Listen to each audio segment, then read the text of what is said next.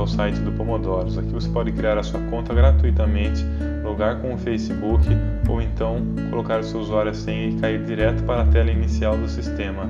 Você pode escolher o idioma, inglês ou português, ver quem está online agora, verificar a atividade recente e ainda concorrer a prêmios. Estamos sorteando um MP3 para quem fizer 1000 Pomodoros.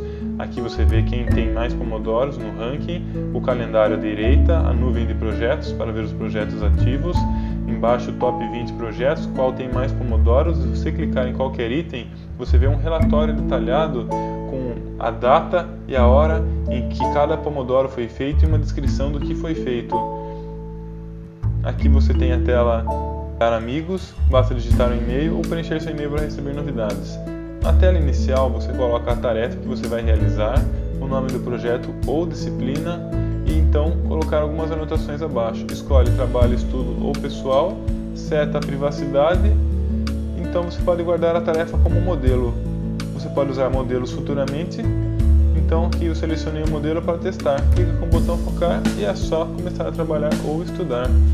Aqui na tela de amigos, você pode verificar todos os usuários do site, adicionar seus amigos, como eu estou adicionando o Ivo agora. Clica nos grupos, você tem os seus grupos, como o grupo das escolas, das suas escolas. Aqui na atividade recente, você pode verificar o que está sendo feito nesse momento, ver o que seus amigos estão fazendo, até um feed. E na tela de prêmios, você vai verificar quais são os prêmios do momento. Nesse momento estamos sorteando um MP3 para quem terminar 1000 Pomodoros. Muito obrigado por ter assistido e acesse www.pomodoros.com.br.